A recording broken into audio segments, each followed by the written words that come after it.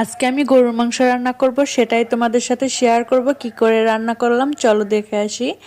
এখানে আমি কিছুটা পরিমাণ মতো তেল দিয়ে দিলাম, তারপরে আমি কিছুটা তেজপাতা দিয়ে দিলাম, তারপরে 2-3টা এলাচ দিয়ে দিলাম, তারপরে 2-3টা দারচিনি দিয়ে দিলাম। তারপর আমি হালকা একটু ভেজে নেব, তারপরে কিছুটা পেস্ট দিয়ে দেব। পেস্ট দেওয়ার পর আমি এখানে হালকা একটু বাদামি কালার করে ভেজে নিয়েছি। তারপর এখানে আমি আদা রসুন বাটা অ্যাড করে দিলাম। আর গরুর মাংসের ক্ষেত্রে কিন্তু বেশি পেস্টটা ভাজলে কিন্তু ওটা ভালো লাগে না। আমি যে ক্ষেত্রে পেস্টটা হালকা ভেজে নিই, তারপরে আমি হলুদের গুঁড়া দিয়ে দিলাম, মরিচের গুঁড়া দিয়ে দিলাম, ধনিয়ার গুঁড়া দিয়ে দিলাম, জিরার গুঁড়া দিয়ে দিলাম, গরম মশলার গুঁড়া দিয়ে দিলাম।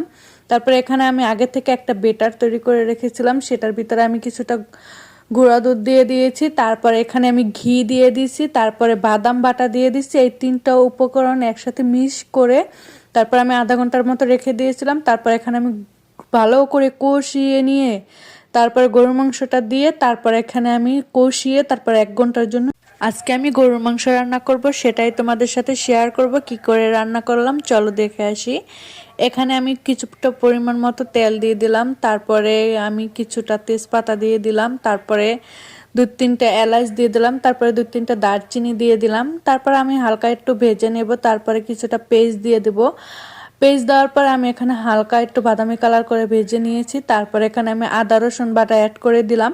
আর গরুর মাংসের ক্ষেত্রে কিন্তু বেশি পেস্টটা ভাজলে কিন্তু ওটা ভালো লাগে না। আমি যে ক্ষেত্রে পেস্টটা হালকা ভেজে নিই, তারপরে আমি হলুদের গুঁড়া দিয়ে দিলাম, মরিচের গুঁড়া দিয়ে দিলাম, ধনিয়ার গুঁড়া দিয়ে দিলাম, জিরার গুঁড়া দিয়ে দিলাম, গরম মশলার গুঁড়া দিয়ে দিলাম।